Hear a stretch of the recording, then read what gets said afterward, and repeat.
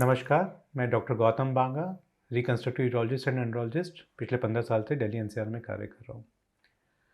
हमारे पास काफ़ी मरीज़ या काफ़ी क्वेरीज़ आती हैं आजकल वेरिकोस हील से रिलेटेड, जिसमें उनका अल्ट्रासाउंड किया जाता है और उसमें कोई ग्रेडिंग के थ्रू उनको वेरिकोस हील बता दिया जाता है और वो रिपोर्ट देख के काफ़ी भयभीत या कह सकते हैं काफ़ी परेशान हो जाते हैं कि इसका इलाज क्या है।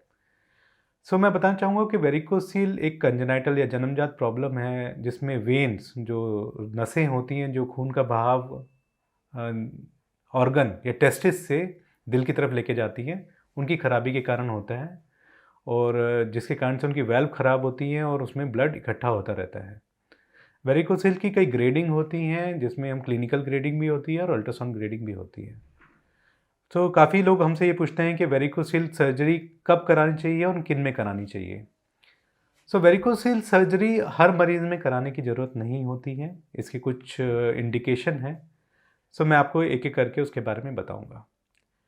पहला इंडिकेशन जो होता है अगर यंग पेशेंट है और उसमें वेरिकोसील है और उसके साथ में उसको जो टेस्टिस है या स्क्रोटम है, उसमें पेन रहता है और पेन काफ़ी लंबे समय से है और वो उस कारण से अपना रूटीन वर्क नहीं कर पाता है। उस कंडीशन में हम वेरिकोसील सर्जरी करते हैं ताकि जो दर्द है उसका निवारण हो सके। कई यंग पेशेंट आते हैं जिनमें 15 साल, 16 साल, 17 साल में जो वेरिकोसील होता है वो हाई ग्रेड या क्लिनिकली पैल्पेबल वेरिकोसील होता है और साथ में दर्द होता है तो हम उसमें सर्जरी की सलाह देते हैं। कई युवा हमारे पास आते हैं जिनमें वेरिकोसील होता है जो क्लिनिकली पैल्पेबल और हाई ग्रेड वेरिकोसील होता है और वो आर्मी या नेवी में जाना चाहते हैं। तो ये एक तरह की मतलब सर्जरी है जिसके थ्रू उनको फिट बनाया जाता है आर्मी और बाकी जो आर्म्ड फोर्सेस में जॉइन करने के लिए। क्योंकि आर्म्ड फोर्सेस में वेरिकोसील जो प्रॉब्लम है उसके जो पुरुष होते हैं विद वेरिकोसील उनको नहीं भर्ती किया जाता। ये सिर्फ एक इंडिकेशन है जिसमें हम कई बार बिना पेन के भी युवा पेशेंट में ऑपरेट करते हैं। जो अगला इंडिकेशन आता है वो होता है जिसमें स्पर्म काउंट जो पुरुष मैरिड हैं और जो बच्चे की कोशिश कर रहे हैं और बच्चा नहीं हो रहा है, इनफर्टिलिटी है जिनमें, और जब उनका वीर्य की जांच और सीमन एनालिसिस किया जाता है उसमें पाया जाता है कि जो स्पर्म काउंट है या तो वो कम है, जो स्पर्म की मोटिलिटी है, जो एक्टिविटी है वो कम है, या फिर जो उनका प्रकार है वो ख़राब है। और अगर उसके साथ में हम लोग एग्ज़ामिनेशन करते हैं और साथ में अगर वेरिकोसील पाया जाता है तो इन पुरुषों में हम वेरिकोसील सर्जरी की सलाह देते हैं क्योंकि वेरिकोसील सर्जरी के बाद स्पर्म पैरामीटर्स काफ़ी हद तक इम्प्रूव कर जाते हैं। उनकी जो फर्टिलिटी स्टेटस है वो बेटर हो जाता है और प्रेगनेंसी होने के चांसेस बढ़ जाते हैं।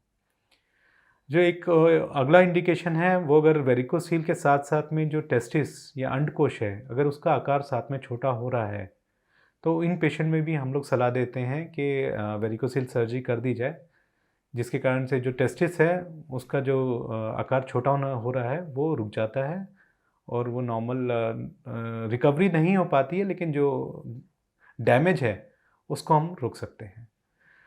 मैं यही सलाह दूंगा कि सिर्फ अल्ट्रासाउंड के बेसिस पे वेरिकोसील को लेके परेशान ना हो। वेरिकोसील काफ़ी लिमिटेड लोगों में किया जाता है जिनमें एक्चुअल इंडिकेशन होता है इस चीज़ को करने का, और वेरिकोसील सर्जरी के बेनिफिट्स काफ़ी हैं लेकिन हर पेशेंट इसका कैंडिडेट नहीं है। अगर आपके अल्ट्रासाउंड में ग्रेड 1 या ग्रेड 2 वेरिकोसील है तो घबराइए नहीं।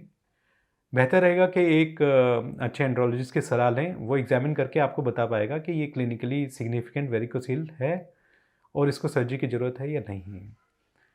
और यही मैं कहूँगा कि ये एक सिंपल सर्जरी है वेरिकोसील जिसे माइक्रोस्कोप के जरिए किया जाता है, जिसमें 1 दिन में रिकवरी हो जाती है और आप अपनी नॉर्मल लाइफ 3-4 दिन में अपनी नॉर्मल एक्टिविटी और सेक्सुअल एक्टिविटी रिज्यूम कर सकते हैं।